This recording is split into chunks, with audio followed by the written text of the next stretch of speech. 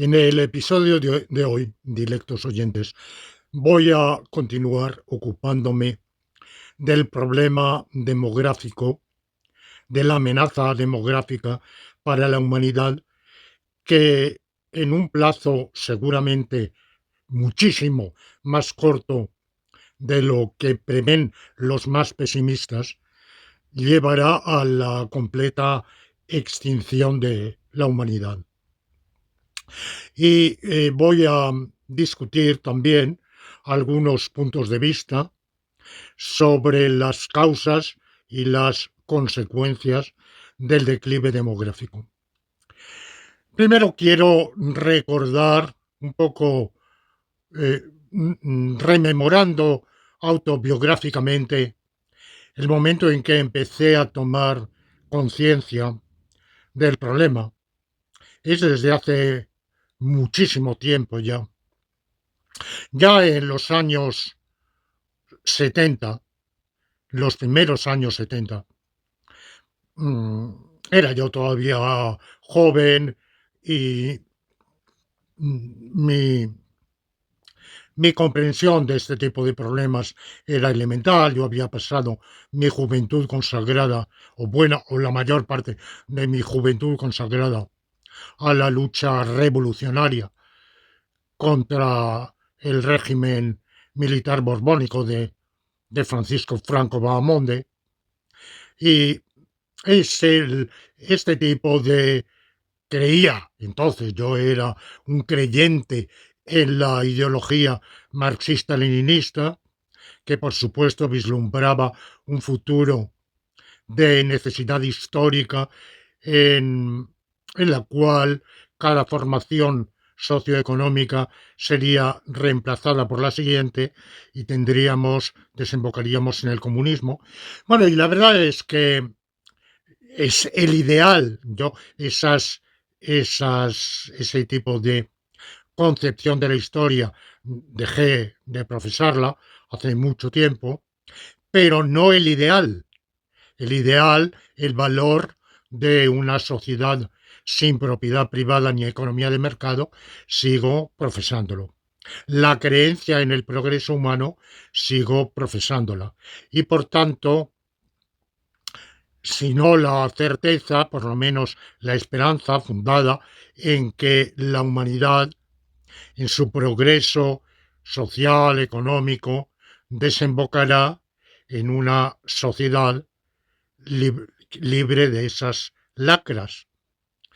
Pero para llegar a eso, la humanidad tiene que existir. Si deja de existir, eh, pues evidentemente no llegará nunca a esa solución. En aquellos años 60, lo que se perfilaba, o primero 70, lo que se perfilaba como principal amenaza era la guerra termonuclear. Y esto, particularmente en la propaganda pacifista, que venía principalmente de Moscú, que fue uno de los motivos del divorcio, del eh, desencuentro ideológico y político entre Rusia y China,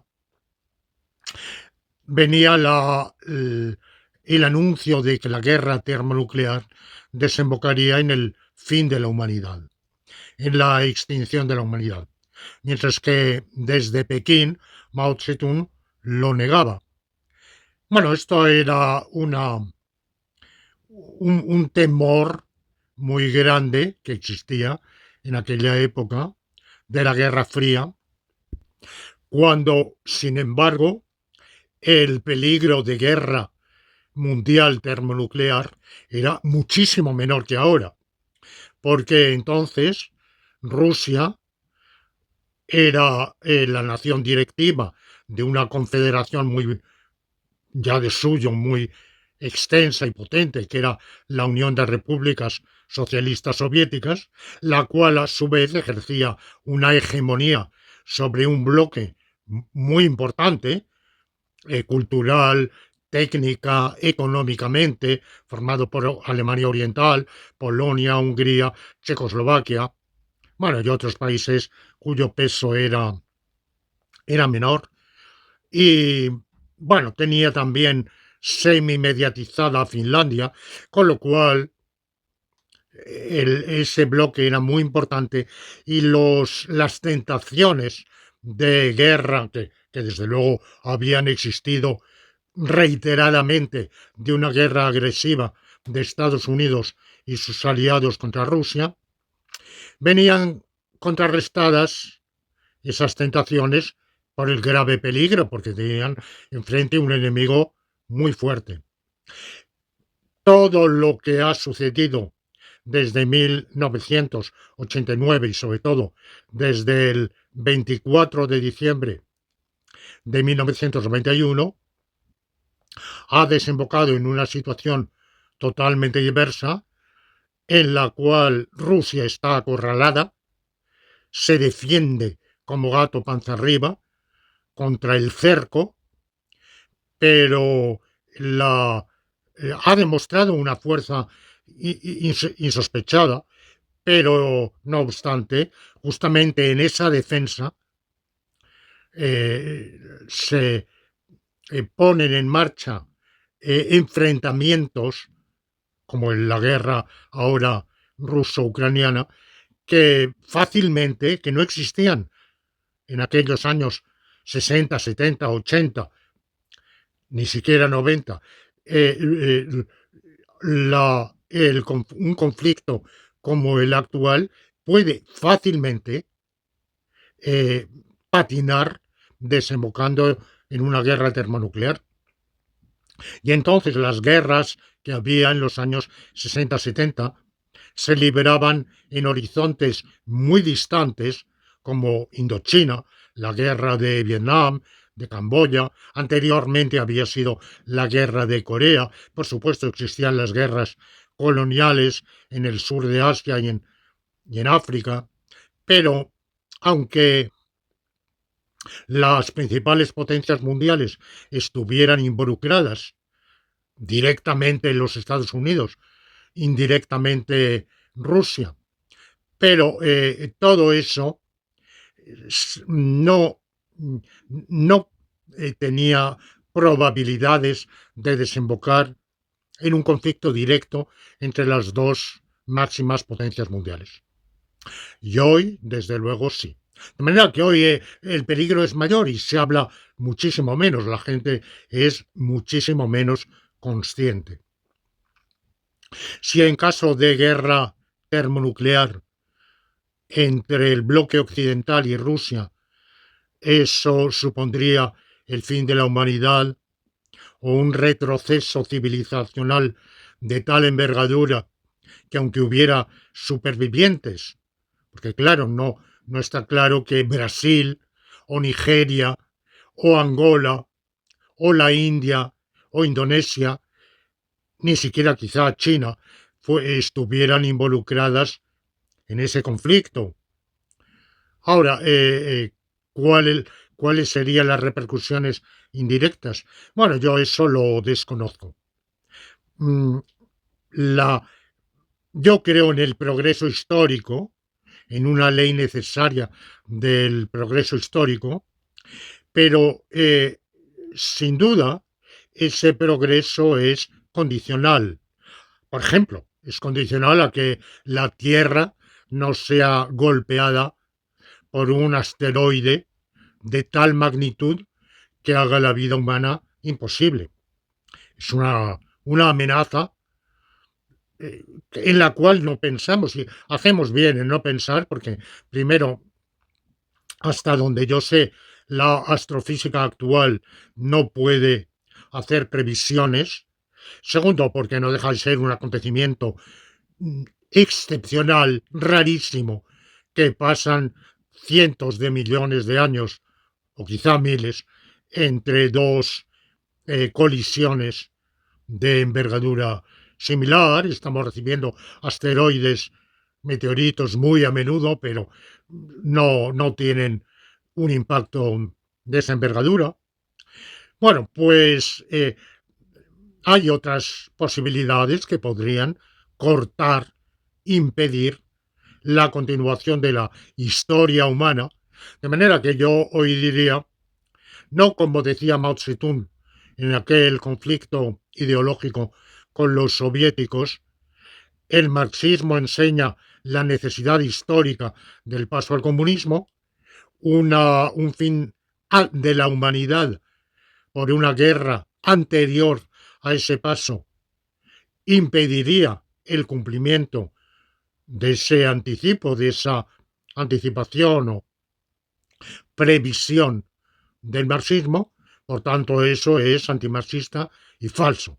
Bueno, evidentemente a ese argumento se podría oponer que la ley necesaria sigue siendo verdad, suponiendo que lo fuera, vamos, en la modalidad marxista yo no la profeso, pero sí con otra modalidad.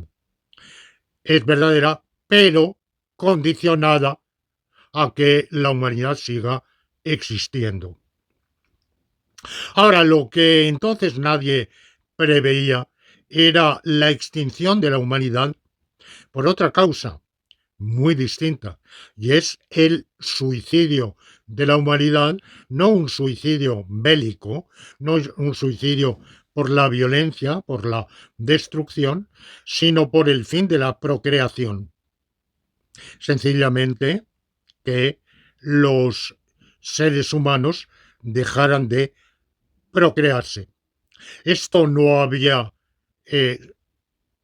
sucedido jamás en la historia.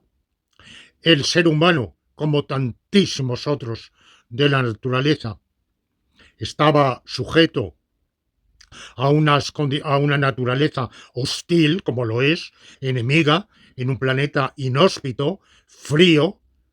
Fíjense ustedes que el ser humano, de manera natural, o sea, sin vestir ni y viviendo al aire libre, en la intemperie, solo puede vivir en un cachico de la superficie terráquea para emigrar de ahí a otras zonas, o sea, en una zona tropical o ecuatorial, y aún así no toda, eh, para emigrar a otros lugares del planeta con dificultades, emigración reciente, es decir, que del periodo de existencia de nuestra especie, 3/4 partes o 4/5 partes no hemos salido de ahí, y en el periodo reciente en que lo hemos hecho es con una vida artificial como la que tenemos ahora. Salir vestidos, incluso abrigadísimos, vivir en hogares calentados, porque sencillamente, no por calor, ahora se habla del peligro de calentamiento. Bueno, no voy a pronunciarme sobre ese asunto, pero la, la mayoría, la mayoría de la superficie terráquea está ocupada por el mar, y de la superficie emergida, la mayoría es inhabitable por el ser humano en condiciones de vida natural, eh, y algunas incluso de vida artificial. La Antártida es totalmente inhabitable, salvo, claro, no ya vida artificial, sino artificialísima, que es la de esos bueno, emplazamientos totalmente artificiales que de exploración científica. Pero bueno, el norte del Canadá, gran parte de Groenlandia, de Alaska, el norte de Rusia y sobre todo de Siberia, pues solo permiten una vida humana reducidísima. Son mm, territorios inmensos donde no se puede cultivar nada, donde no puede haber ninguna vida humana, no ya natural, sino artificial, salvo la artificialísima. Bueno, un planeta además donde nos enfrentamos a las inclemencias del tiempo, a los terremotos, a las erupciones volcánicas, a las plagas, a las epidemias, a, a nuestros enemigos, los depredadores, porque se dice en el Paleolítico, o sea, las 9 décimas partes o más de la historia humana, vamos, de la existencia humana, eh, éramos cazadores. Sí, pero más que cazadores, éramos cazados, éramos víctimas de las fieras.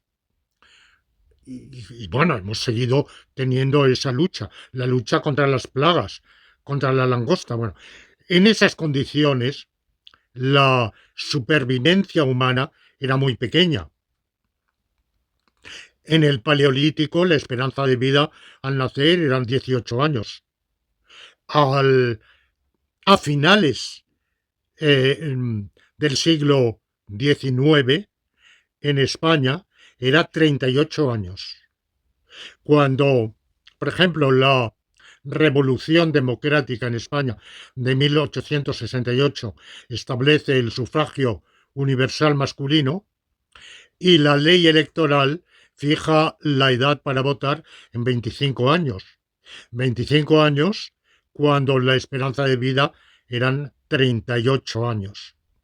Bueno, hoy en España son 80, 81, 80. Bueno, varía, hay 5 años más para las féminas y 5 años menos para los varones. Pero dada la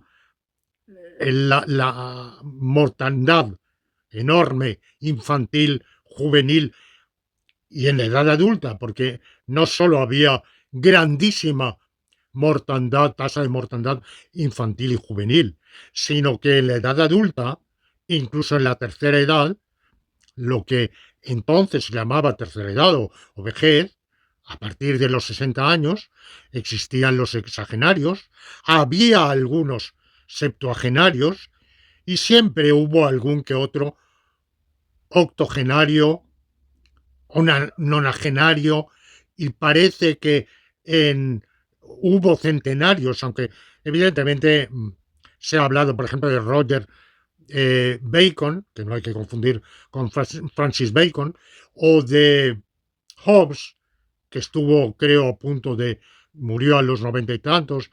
Bueno, evidentemente en un siglo podía haber un individuo o dos que se acercaran a ser centenarios. Hoy hay miles de centenarios. En España hay no sé cuántos miles, no lo tengo. Hay decenas de miles de nonagenarios, evidentemente. La, la esperanza de vida de...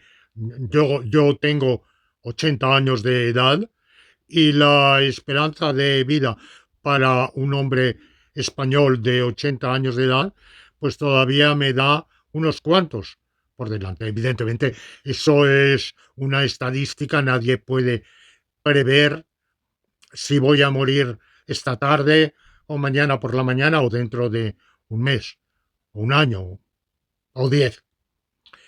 Pero como la mortandad de todas las edades, aunque más aún infantil, era tan grande, pues evidentemente la estrategia reproductiva del ser humano era la misma que la de las tortugas o que la de los lagartos o la de las ballenas o la de los murciélagos. O sea, reproducirse mucho. Y eso es lo que han hecho las sociedades humanas. Eso cambió a medida, porque se dice, a veces se suele creer eh, el número de seres humanos fue más o menos estático hasta 1900. No es verdad, de ninguna manera. Los demógrafos, con todo lo hay, con todas las reservas y dudas e interrogantes con que hay que tomar estos datos que se basan evidentemente en estudios arqueológicos problemáticos, porque son insuficientes, pero se calcula que hasta el final del Paleolítico lo más que llegó el ser humano a tener sobre el planeta fue 1 millón. Fuimos 1 millón. Hablo de la especie de Homo sapiens sapiens, o sea, la nuestra. Súbitamente, al pasar al Neolítico, que algunos denigran, denuestan, diciendo que fue una pérdida porque la vida del hombre paleolítico no estaba no es sometida a los constreñimientos del trabajo, de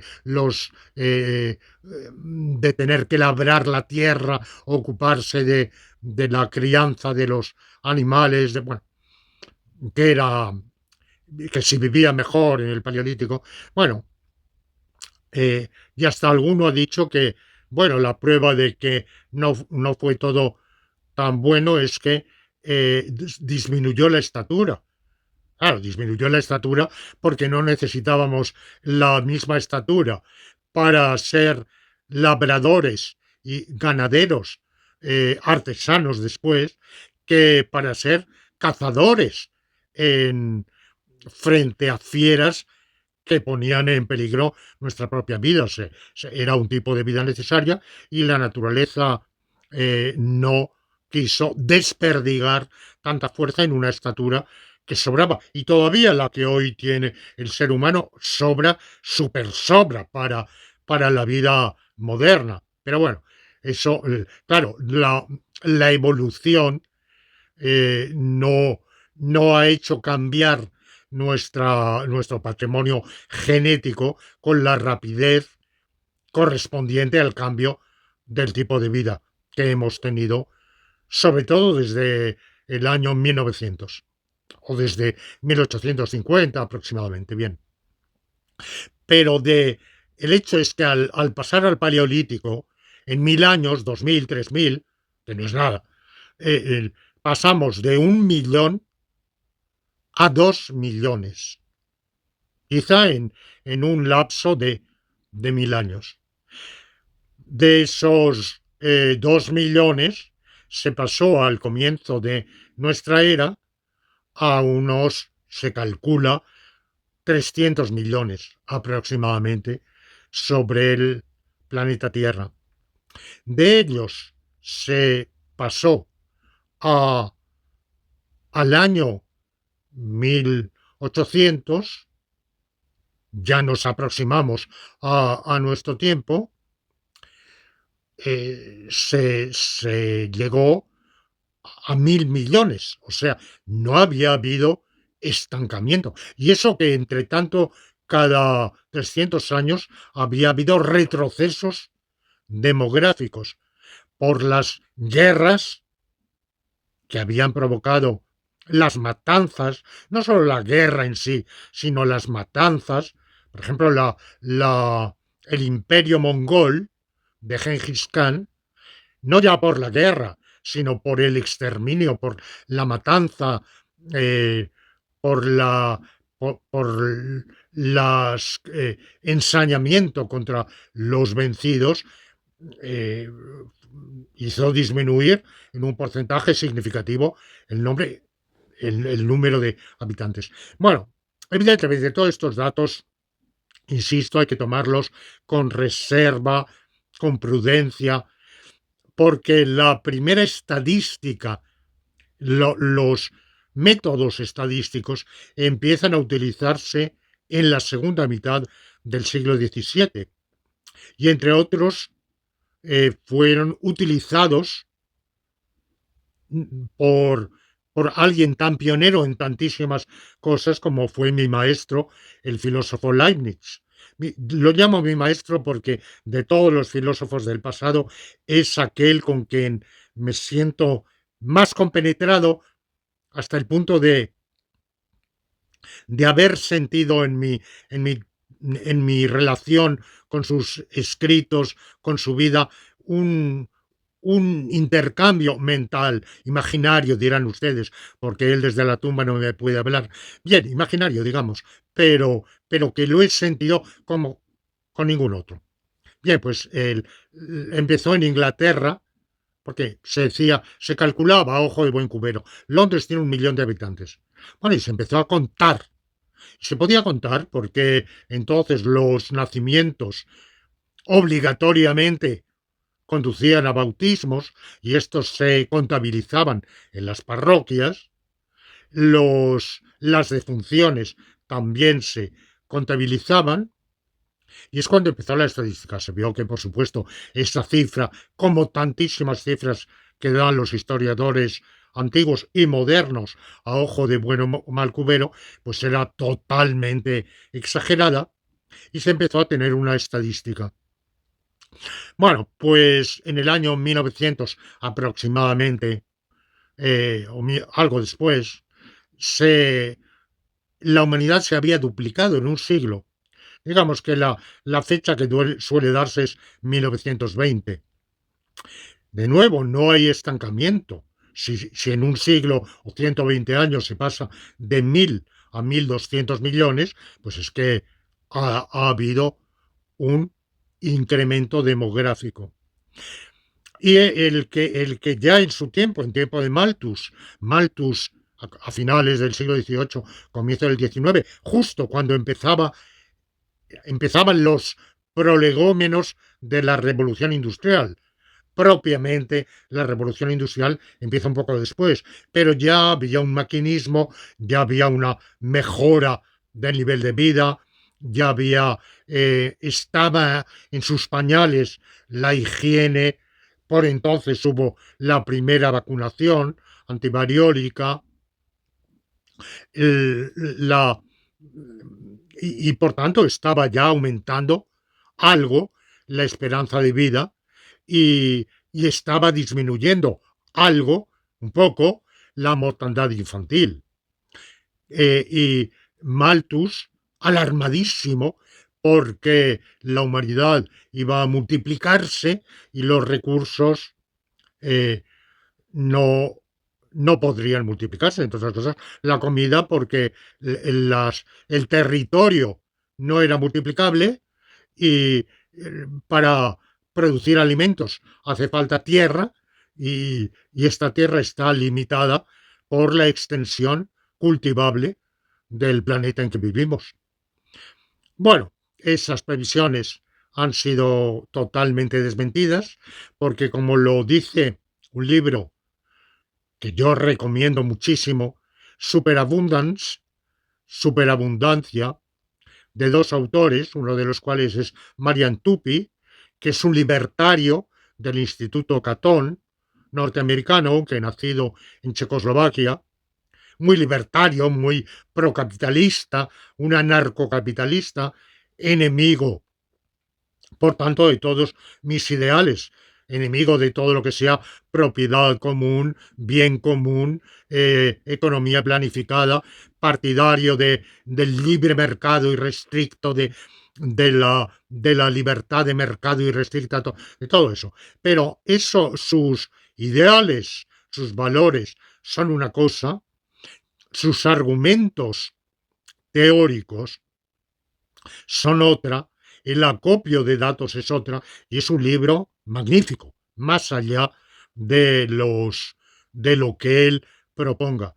Y demuestra que cada ser humano que viene al planeta es un consumidor y es un productor. Hombre, hay vagos, hay zánganos, hay gandules, hay parásitos, claro que los hay. O hay desgraciados que por una grave minusvalía, no pueden contribuir al bien de la humanidad. Pero eso es una minoría. La gran mayoría venimos con capacidad no solo de consumir, sino de producir. Producir, unos con la producción intelectual, otros con la producción material, y que la diferencia, la más importante para Marian Tupy, es la intelectual, porque es la capacidad de inventar. Y por tanto, él dice la mayor riqueza es el propio ser humano, porque cuantos más haya, suponiendo que el porcentaje de genios sea estable, que sea uno de 100.000, bueno, pues entre 8.000 millones ya tenemos un montón de genios.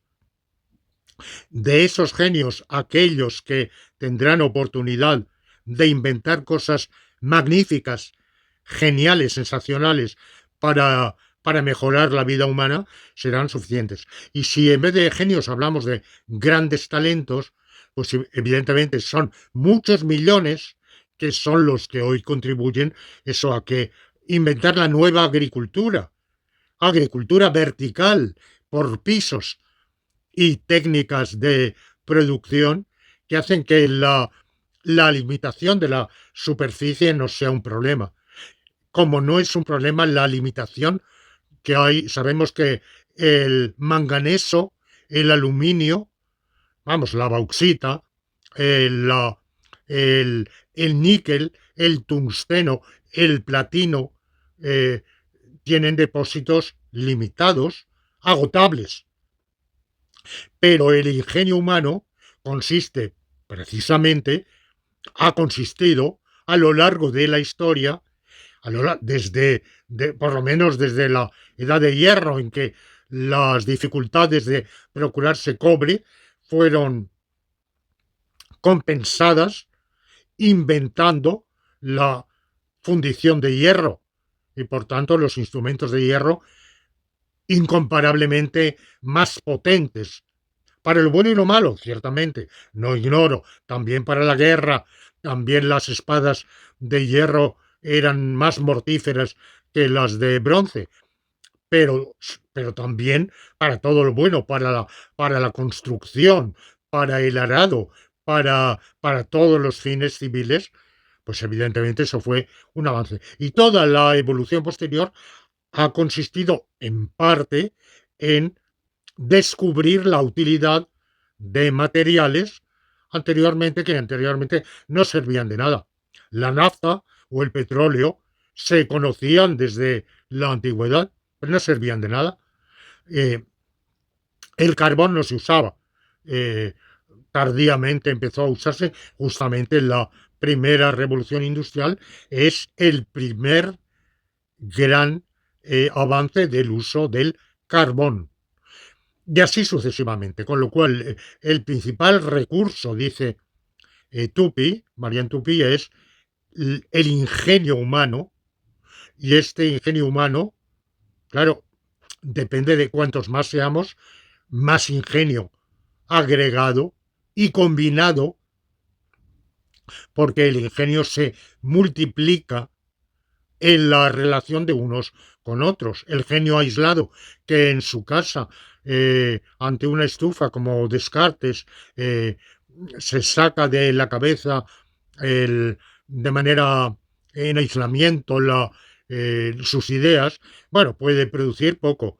La verdadera y más fecunda producción viene de la interrelación entre todos los cerebros que constituyen una red cerebral interhumana, las grandes redes de seres humanos consagrados a una actividad intelectual común.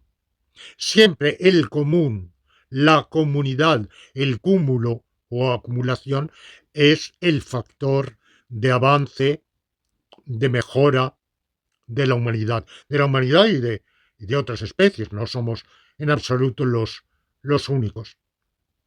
Bueno, de manera que la, el crecimiento de los recursos ha superado muchísimo el crecimiento demográfico, pero lo que nadie había previsto era el declive demográfico. Y cuando yo vuelvo a este comienzo de mi concienciación tardía del problema, antes de tomar conciencia de la perspectiva de un declive demográfico, tomé conciencia de otro problema, y era el declive de de la pareja humana. Contrariamente a los que creen que el matrimonio monogámico es una particularidad entre otras, es decir, la unión monogámica anisogámica entre macho y hembra. Es una particularidad cultural de algunas sociedades que una modalidad entre otras. Bueno, pues eh, siguiendo a ese gran antropólogo francés que es Emmanuel Todd, eh, sus estudios, claro, evidentemente ustedes dirán, bueno, esa es una autoridad entre otras y puede estar equivocado, puede, pero yo, después de haber, sin ser ningún experto en absoluto en paleoantropología, ni en etnografía, ni en antropología, pero he leído, he consultado y he llegado a la conclusión de que Todd lleva razón y la unión anisogámica, monogámica, ha sido el modo preponderante de vida de la mayor parte de los seres humanos desde el Paleolítico. Porque es el modo más natural, sencillo, eficaz de, de hacer frente a las dificultades de la vida, hombre y mujer, juntos, complementariamente, el uno al otro, en su anatomía, en su fisiología, quizá en su psicología. Eso ya se lo dejo a los psicólogos, hay quien piensa que sí, hay quien piensa que no. Steven Pinker, por ejemplo, sostiene que sí, que hay por determinación hormonal, anatómico-fisiológica, el cerebro masculino nos inclina a un modo de pensar y el cerebro femenino inclina a otro modo de pensar, estadísticamente, precisa él. Es decir, que nada impide que la manera típica de pensar varonil sea perfectamente encarnada en una mujer y viceversa. Esas desviaciones son también perfectamente naturales. Bueno, pues por esa complementariedad en el ser humano como en otras especies con las cuales estamos estrechamente emparentados, como los chimpancés, son nuestros parientes de los supervivientes más próximos, nos separan 7 millones de años de evolución, es mucho y es poco, claro, para los 4.500 millones de años que lleva existiendo el planeta, pues 7 millones es muy poquito, ¿verdad? Pero en fin, en la evolución de las especies no es tampoco eh, insignificante. Y por eso hace que con los chimpancés estemos muy cerca y muy lejos. En algunas cosas cerquísima y en muchísimas otras lejísimos. Pero bueno, esa complementariedad se da en todos los simios antropoides, como los hombres, se da en todos los simios y se da seguramente en todas las especies de mamíferos, aunque de maneras diferentes. Por ejemplo, entre las hienas, entre los elefantes, el papel del sexo femenino es preponderante, digamos, hegemónico. En la especie humana, pues evidentemente las diferencias anatómico-fisiológicas en el frente a una naturaleza que ha sido y es hostil, enemiga, adversaria, inhóspita, que nos ha hecho la vida y nos la hace difícil y nos ha forzado, claro, las dificultades la fuerzan a aguzar el ingenio y a inventar soluciones. Eso es lo que nos ha construido. Si hubiéramos vivido en un planeta de los que algunos astrofísicos con más imaginación, creo yo, que fundamento científico, imaginan como superhabitables, vamos, hasta ahora que yo sepa, no se ha columbrado ninguno en ninguna galaxia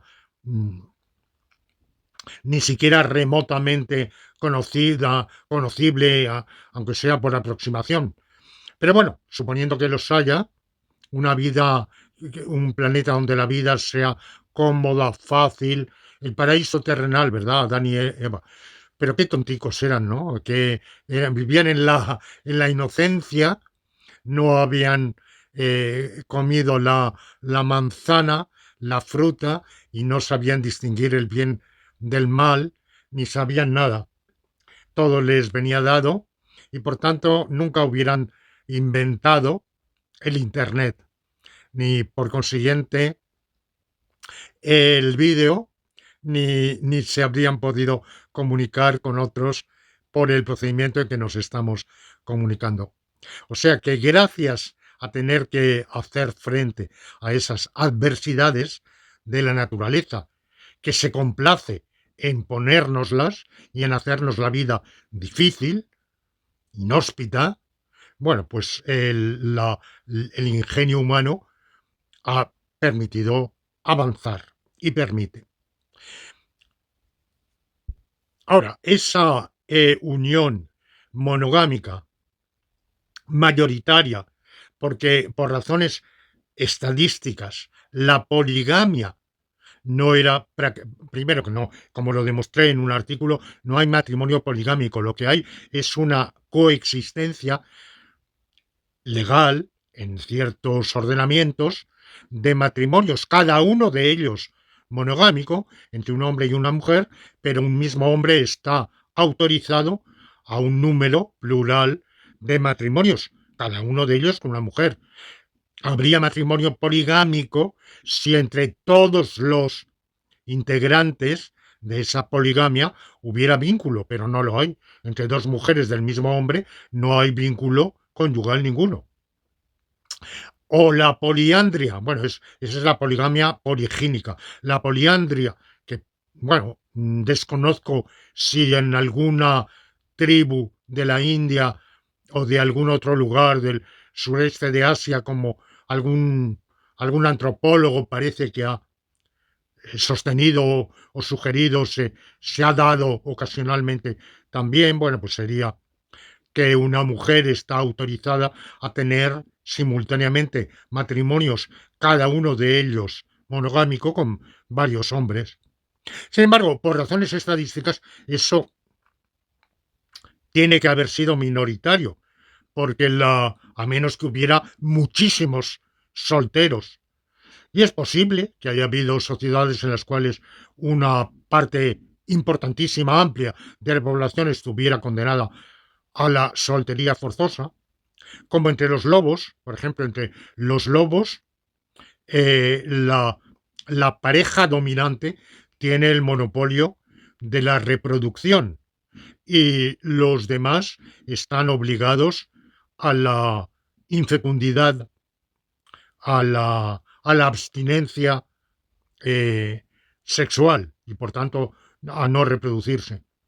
O por lo menos eso es lo que he leído. Desconozco si los avances de la etología o de la licología, en este caso, han cambiado esa afirmación. Bueno, eso es posible que haya sucedido, pero bueno, según Emmanuel Todd, eso no ha sido preponderante.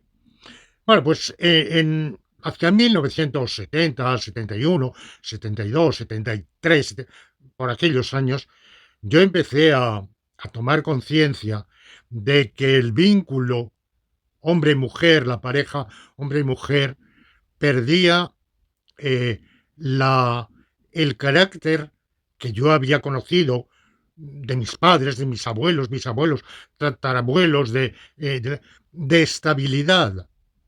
No digo el matrimonio, en el sentido de pasar por la alcaldía o ante el altar eh, y firmar unos papeles. No, como otro de mis inspiradores, que es el jurista, el jurisconsulto romano Ulpiano, del siglo III, para mí el máximo jurisconsulto romano, decía el matrimonio humano no es otra cosa que la unión macho-hembra, que por derecho natural se da en todas las especies animales.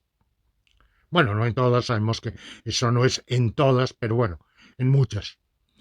Pero la pareja humana estable era una tradición que se mantenía incluso en los ambientes como había sido el de mi juventud. Yo coexistí maritalmente con mi compañera, convivimos juntos sin haber pasado por la alcaldía durante años. Y luego ya, cuando llevábamos varios años, por razones de conveniencia, un día, pues contrajimos el matrimonio legal. Eso, ese día en mi vida es irrelevante porque lo que cuenta es la unión. Pero esa unión de compañeros, como se llamaba entonces, ahora se dice pareja. También, bueno, a mí personalmente me parece, cuando digo pareja, entiendo que quiere decir el individuo con quien me acuesto. Mientras que cuando decíamos en aquella época mi compañera o mi compañero, eso en la compañía tenía una connotación profundamente afectiva de, de compañerismo, de compartir la vida, de amor, pero no de amor en el sentido del amor flechazo, del amor obsesión.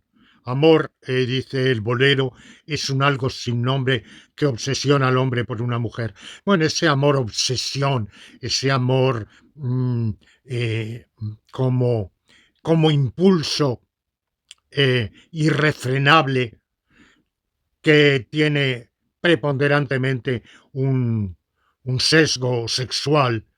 No, no era eso. El amor de la compañía vital, de ser compañero o compañera, era un cariño profundo con una voluntad compartida de vivir juntos y hacer frente a la vida auxiliándose, engendrando eventualmente, procurando el bienestar de la prole, pero incluso sin eso, de esa vida compartida. Y entonces, en aquellos años, fueron años en que empezó a multiplicarse entre los matrimonios el número de divorcios y entre las parejas, bueno, entonces decir pareja era forzosamente heterosexual, no se concebía otra. Entre las parejas no que no habían pasado por la alcaldía, también empezó a haber una estabilidad o continuidad menor.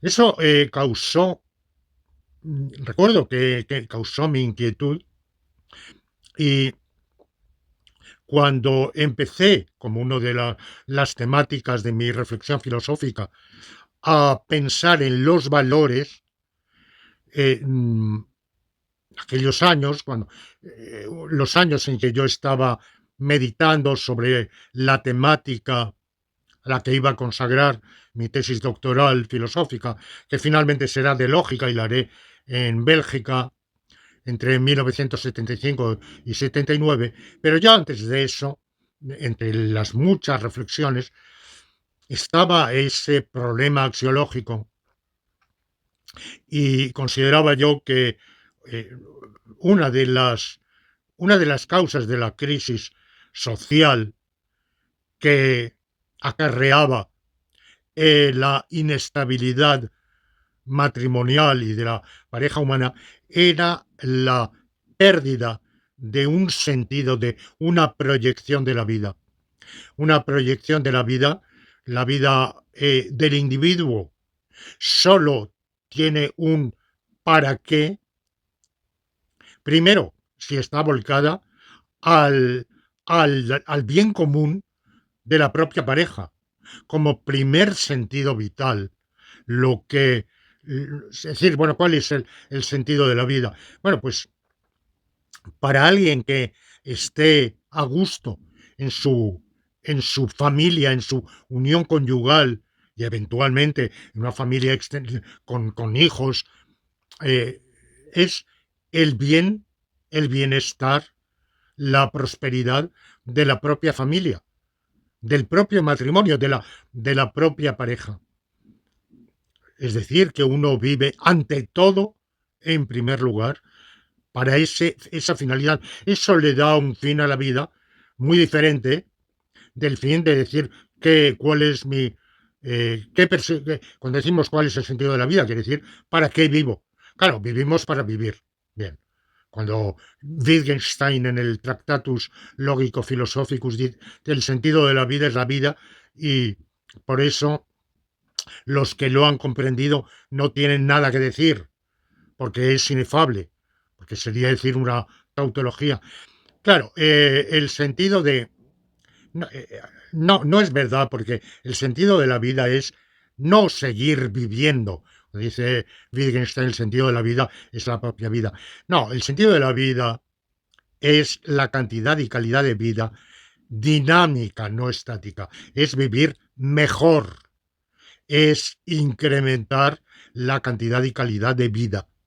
Ahora, cuando es la cantidad y calidad de vida propia, individual, la del egoísta, es un sentido de la vida muy decepcionante, muy paupérrimo y frustrante, porque en definitiva es circular. Bueno, he publicado 100 artículos y quiero publicar 200. Bueno, ¿y qué gano con haber publicado 200 y no 100?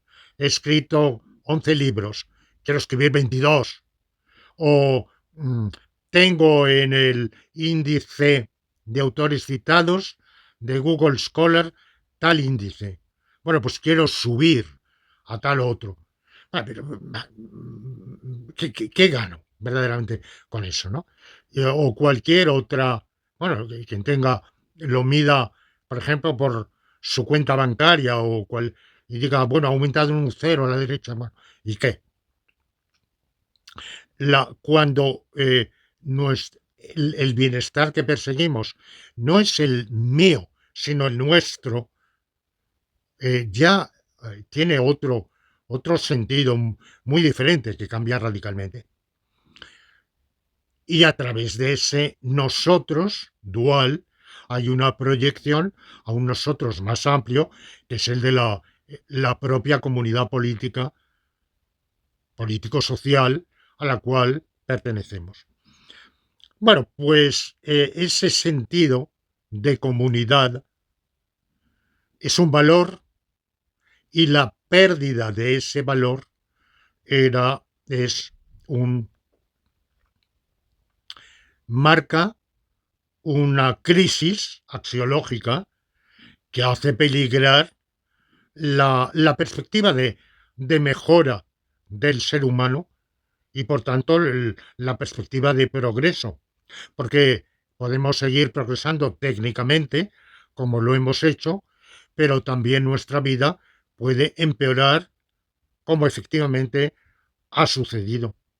Y como digo, el primer aldabonazo vino dado por esa inquietud, porque yo veía que iban en aumento, la estadística lo decía, los divorcios, y además el divorcio empezó a verse no como un suceso lamentable, bueno, pues como una dificultad que había surgido, era mejor no divorciar, pero bueno, la vida es complicada y suceden evoluciones y problemas, escollos ante los cuales evidentemente pues los integrantes de la pareja humana reaccionan diferentemente y esto puede llevar a un desencuentro.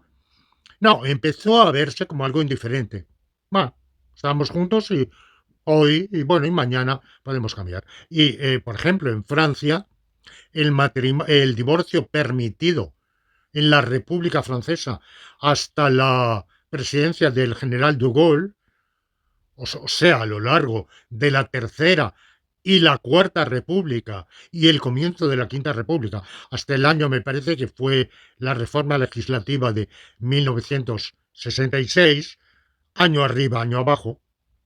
Hasta entonces el divorcio, el único permitido, era causal, o sea, tenía que haber causa justa, motivo de descontento, de reproche de un cónyuge, el que demandaba el divorcio contra el demandado, o viceversa, o bien había una modalidad que era autor mutuel, o sea, cuando ambos eran culpables de haber incumplido el uno respecto al otro los deberes conyugales.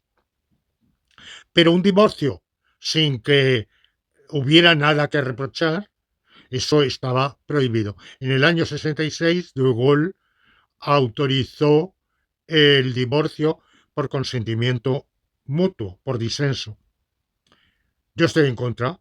La República Española en 1931 lo había establecido en su constitución, que el divorcio sería o por consentimiento mutuo o, o bien causal.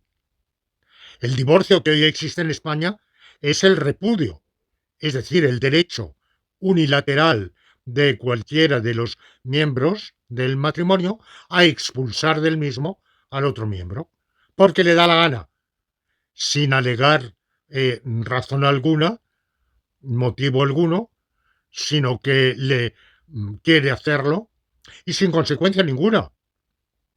Si se rompe un contrato de reparación, de refacción del tejado, y una de las partes lo rompe, tiene que indemnizar a la otra parte.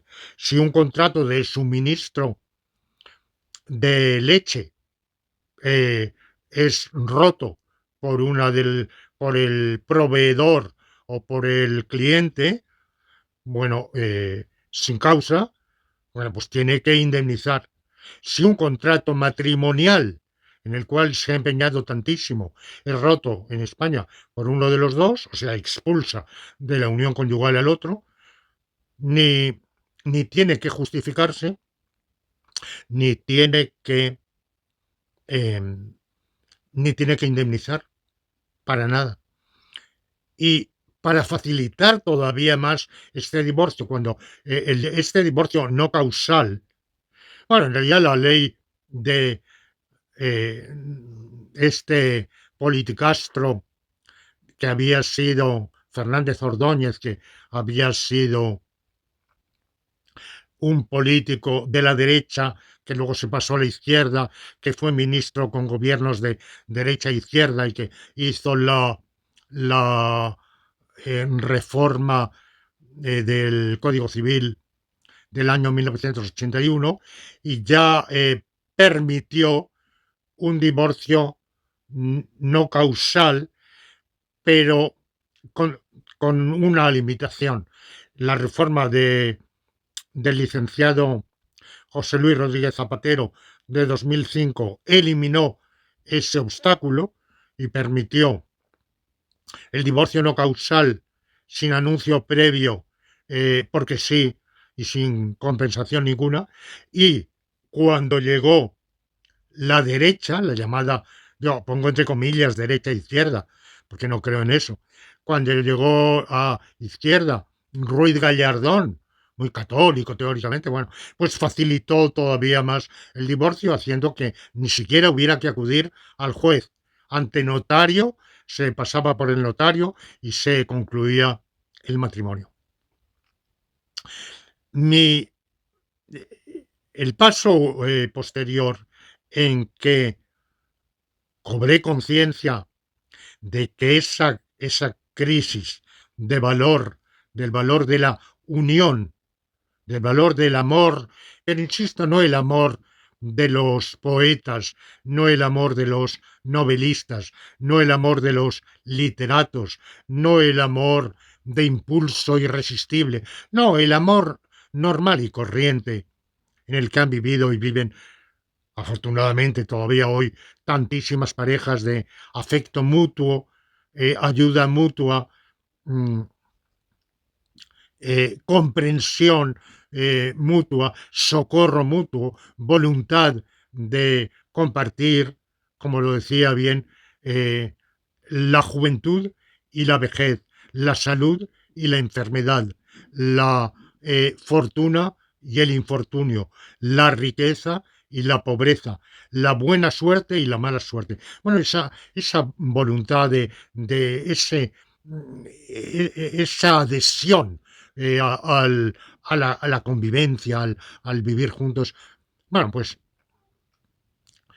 le cobré años después, estando justamente en Lieja, lo he contado, haciendo mi tesis doctoral, escuché por la emisora France Culture una, un programa en el cual hablaba el demógrafo Jean-Claude Genet, Chenet, perdón, Jean-Claude Chenet, que yo no conocía entonces y que confundí con un antropólogo o historiólogo, en fin, no, que es Chenu, a quien yo conocía un poco, pero no, luego he sabido que era una confusión por mi parte. Y Chenet ya alertaba sobre, por supuesto, sobre el peligro de la desunión, del desamor, pero alertaba de algo más grave, que era una consecuencia, tenía otras causas también, pero una de ellas era esa, era el declive demográfico. Fue el primer aldabón. Y justamente cuando había una histeria por la explosión demográfica. Todo el mundo, todavía no se hablaba del calentamiento climático, pero sí se hablaba de la explosión demográfica. Era una oleada de neomaltusianismo que había invadido a los periodistas, los medios de comunicación y los científicos que, asustados, porque claro, había aumentado entre 1920 y 1970 tantísimo la población y las proyecciones para los próximos 20, 30, 40 años eran alarmantes. La humanidad iba a multiplicarse y eso no habría recursos para todos. Es cuando Ehrlich, por aquello, en el 79, si mal no recuerdo, eh, eh, publicó la obra tristemente famosa de Population Bomb, la bomba poblacional o la bomba de población, en que anunciaba, vaticinaba que en un plazo próximo el exceso de población sería tal que la humanidad sería azotada como consecuencia de ese exceso demográfico por hambrunas, guerras, eh, mmm, ruina de las instituciones sociales y políticas, porque seríamos demasiados. Bueno, pues Chenet anunciaba que eso no era así, y recuerdo sus palabras como si lo estuviera oyendo, porque bueno, afortunadamente, afortunada o desgraciadamente tengo muy buena memoria y lo recuerdo decir, l'humanité va plafonner, la humanidad va a tocar techo. Y su previsión es que sería, que ahora muchos demógrafos confirman, sería de 10.000 millones de seres humanos, 10 miliardos. Y él decía entonces, los únicos que se salvan, bueno, hay países donde sigue un gran crecimiento de la población por atraso, pues son países donde la tasa de fecundidad es muy alta. También todavía los progresos de la medicina son insuficientes, pero van a llegar antes los avances de la medicina que la disminución de la natalidad. Y por tanto, en países de África transsahariana, durante decenios habrá un gran crecimiento demográfico. Pero en otros países no es así. Y de momento en Europa hay lo que entonces se llamaba el telón de acero o la cortina de hierro, Él decía, hay una diferencia entre el este y el oeste. Al oeste se está perfilando el declive demográfico. La curva, todavía la tasa de natalidad, bueno, mejor dicho, la tasa de fecundidad era, saben ustedes que para que la población se conserve, no disminuya, hace falta que por mujer en edad de procrear haya 2,1 hijos. Es decir, que aunque digamos, la mayoría de las parejas tengan 2 hijos, las habrá que no tendrán ninguno, habrá como siempre ha habido solteros, habrá parejas estériles o que decidan no tener hijos, pero bueno, habrá una minoría que tengan 3 o más y el dato estadístico necesario es que correlativamente a cada mujer en edad de procrear haya 2,1 nacimientos. Y eso todavía se conservaba entonces, pero la curva demográfica demostraba que pronto se, se habría rebasado ese umbral hacia abajo, en cuesta abajo. En cambio, había el este de Europa, no era así. En el este de Europa la tasa de natalidad era mucho más alta y él decía, ¿por qué? Bueno, no era simpatizante del comunismo, ni de la Unión Soviética, ni de nada de eso. Él era un demócrata liberal occidentalista, pero él decía, bueno, al margen de ideologías, ellos creen en la vida, ellos creen en el futuro, ellos creen en el ser humano y nosotros no. Justamente la disminución cada vez mayor de la natalidad indica una, una pérdida del aprecio del valor de la vida humana, del valor de la comunidad. Yo diría, claro, en esto no, una cosa es lo que él decía y otra, claro, la lectura que yo hago, la interpretación que yo doy a su mensaje, que no es la suya original, yo diría es la pérdida del valor de la comunidad, porque claro, es el valor de la familia lo que también nos impulsa, bueno, el valor de la humanidad, claro, si creemos en la humanidad, en el futuro, y si creemos que tenemos deberes para con la humanidad, para con el ser humano, o de manera más restringida, para nuestra propia comunidad política, su continuidad, su prosperidad, y de manera aún más inmediata para el bienestar y la continuidad de nuestra propia familia, bueno, pues eso es un aliciente para procrear. La pérdida del sentido familiar, pues es evidentemente una pérdida del aliciente para procrear. Lo que pasa es que él no había previsto en el año, bueno, esto que él es esta emisión, cuando la escuchaba yo, era el año posiblemente 1978. Él no había previsto que 12 años después todo ese bloque oriental, o 13, 11, entre 11 y 13 años, habría desaparecido y que esos países de Europa Oriental seguirían el mismo rumbo de los de Europa Occidental. Ahora, ¿cuál es la situación hoy? Pues la situación es que esa tasa de reproducción, o sea, la tasa mínima de mantenimiento de la población, de conservación, 2,1, se ha perdido, la tasa de reproducción está por debajo de eso. En la India, donde se ha llegado a 2, en Corea del Sur es de 0,67. Pero es que en la Corea del Norte de Kim Jong-il, que tiene orientación diferente, es de 1,7, 1,8. Claro, muchísimo mayor que en Corea del Sur, pero por debajo del umbral de reproducción, de mantenimiento demográfico.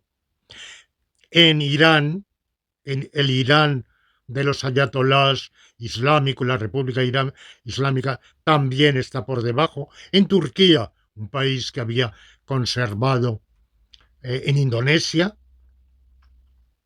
Entonces hay alguno. En Bangladesh hay alguno de Asia, quizá Pakistán, que mantiene, quizá Afganistán, alguno de África, de Asia Central y por supuesto los países del África transsahariana.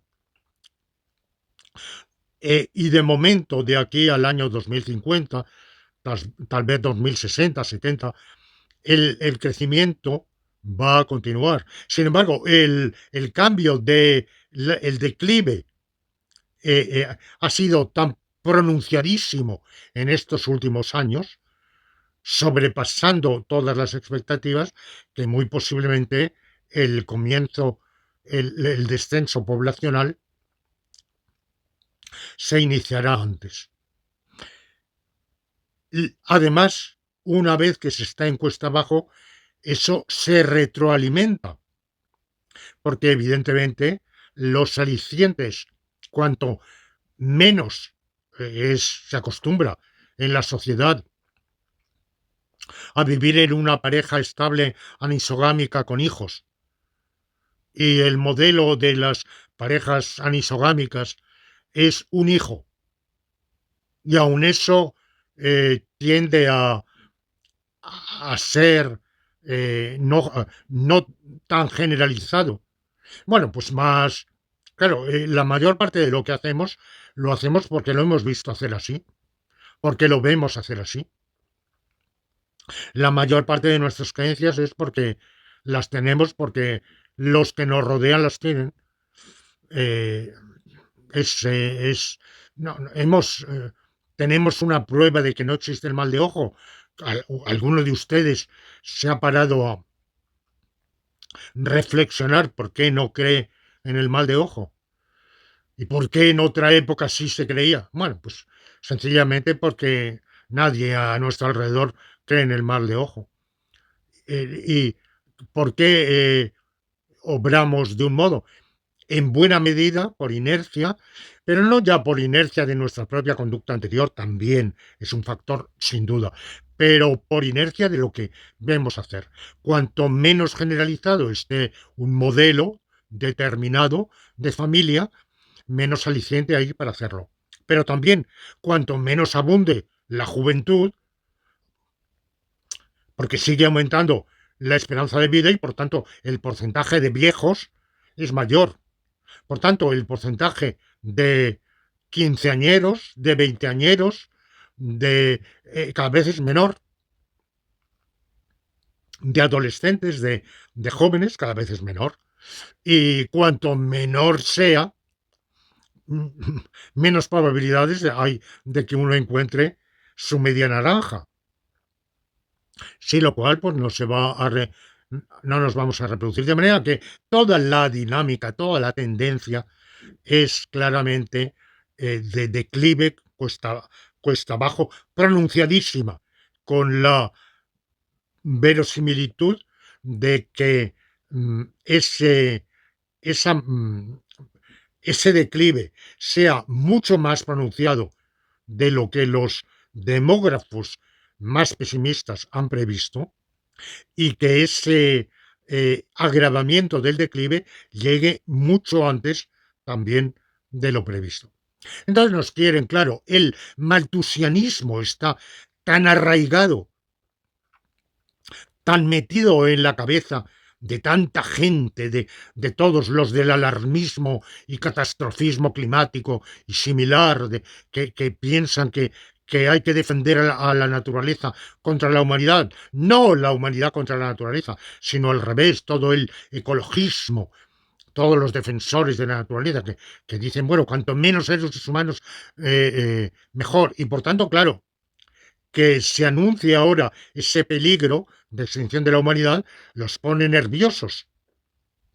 Y vienen las objeciones. Primero, que no pasa nada si la población se mantiene estable, porque estática, sin crecer, porque así ha existido a lo largo de los siglos y milenios que han precedido. Bueno, eso ya lo acabo de refutar. Ha habido un crecimiento constante de la humanidad. Al decir constante, no niego momentos catastróficos, de momentos que pueden durar 10, 20, 100 años de crecimiento provocado por epidemias, guerras, calamidades naturales, inclemencias, terremotos, volcanes, plagas, bueno, porque por la propia tendencia del ser humano a matar a seres humanos.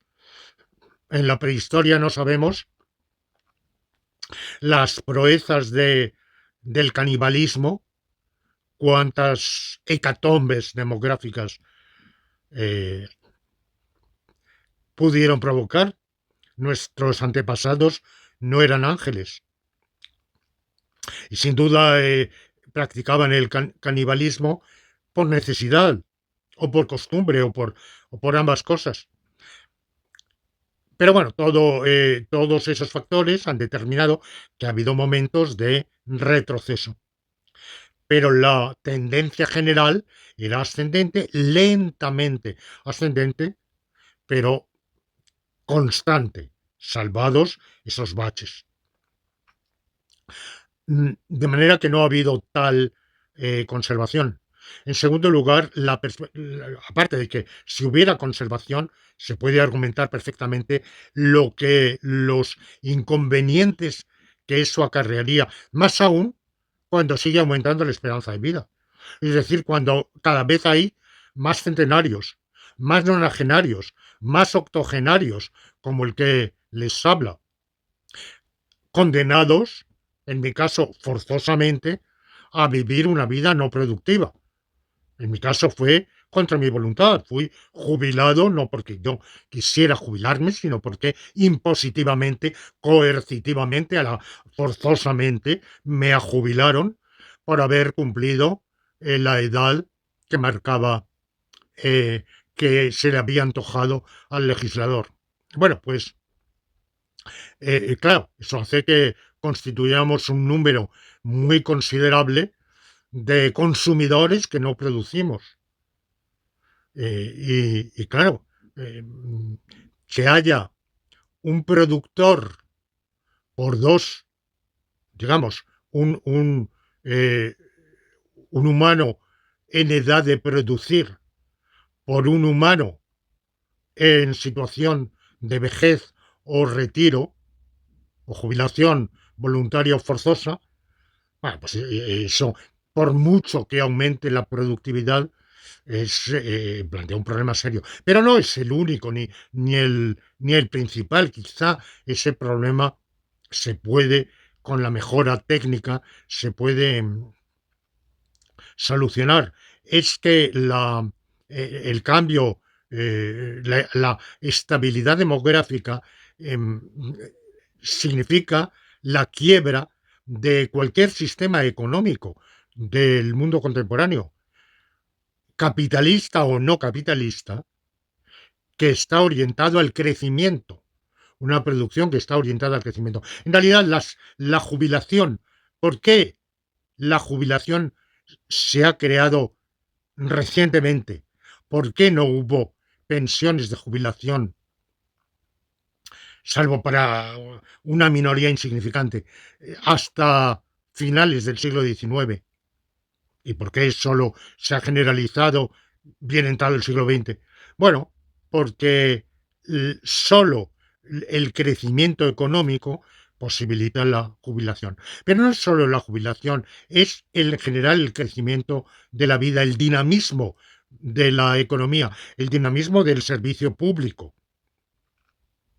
Una población estancada Bueno, pues va a producir los efectos que ya estamos viendo, por ejemplo, en España, en la llamada España vaciada, donde todavía eso es compensado porque hay una, con todo, hay una redistribución gracias a que en otros, en otras partes del país sigue habiendo crecimiento. Pero en una sociedad de estancamiento demográfico, pues eso dejaría de existir incluso el funcionamiento del servicio público periclitaría. Pero el problema es infinitamente más grave, porque no vamos a una estabilidad. En realidad, en la vida hay pocas cosas estables. O lo que no crece, decrece. Y a lo que vamos, claro, no es a que hoy hay 8 miliardos de humanos y dentro de 100 años seguirá habiendo 8 miliardos. No, dentro de 100 años, todos los demógrafos hoy prevén que habrá 3 o 2 o 4. Y dentro de 200 años, uno o medio o nada. Ese es el problema. Pero es que, si ustedes se imaginan una humanidad de 1 miliardo, cuyos 2/3 sean viejos, eh, ¿cuánto creen que se va a reproducir? ¿Cuál es la tasa de, de reproducción? Es decir, bueno, pues siempre habrá alguno que se reproduzca. Las condiciones de vida pueden ser tan en esa en ese desmoronamiento total de la economía, de la vida, del servicio público, de la organización, de las instituciones, que los supervivientes cesen de reproducirse porque no tiene sentido ninguno. Bueno, pues estas son reflexiones, pero continuaré la, en la próxima semana ahondando en las causas del problema, axiológicas, nomológicas y en los posibles remedios. Hay quien puede no querer remediarlo, todos estos maltusianos que son tantísimos, que abundan, esa es la superabundancia que tenemos, entre otras cosas, es de maltusianos, entre los ecologistas, los catastrofistas, bueno, todos ellos, evidentemente, se ponen nerviosos cuando se les habla de la amenaza de declive demográfico.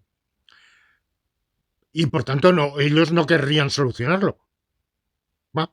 Pues si no nos reproducimos, si la especie humana se extingue, no pasa nada. Muchas otras se han extinguido. Claro, eso se puede decir si no se cree en el valor de la humanidad. Si se cree que un planeta sin humanidad es mejor o igual que un planeta con humanidad. Quienes creemos en el valor de la humanidad, creemos que la humanidad aporta al planeta un valor y que en realidad nuestro planeta es más valioso, no digo únicamente, pero entre otros motivos, por haber producido la humanidad, no digo la inteligencia. No, el ser humano vale no solo por la inteligencia, vale por todo, vale por las sociedades que ha construido, vale por los vínculos que ha establecido, vale por la comunidad, vale, por supuesto, también por la producción artística, intelectual, por todo eso, no por el mero hecho de ser inteligentes o de encarnar la idea, que es una visión un poco hegeliana, ¿no? La, eh, bueno, es lo que muchos dicen, buscar en otras galaxias la inteligencia, la vida inteligente. Pero mire usted, el valor del ser humano no se reduce al valor de su inteligencia, es el valor de la vida humana en todas sus dimensiones, en todas sus facetas, en toda su creación. Bueno, pues quienes creen en ese valor pues claro, ven como con preocupación, con seria preocupación, el declive demográfico que se anuncia y pensamos que ha llegado la hora de buscar soluciones. Hay demógrafos que dicen, no busque usted porque no encontrará, no hay solución posible. Es así, es inevitable, es ineluctable y todo lo que se ha hecho, se ha intentado en algunos países para mm, provocar una inflexión de la curva demográfica ha fracasado. Bueno, yo pienso que no llevan razón, no es así, pero, pero bueno, vamos a, si lo tienen ustedes a bien, a reflexionar juntos un poco sobre los posibles remedios. Y bueno, con esto pongo punto final. Me he dejado mucho en el tintero que esperaba incluir en esta segunda reflexión, pero no habiendo podido abordarlo, pues tengo que darles cita para una tercera entrega de esta secuencia sobre el problema demográfico.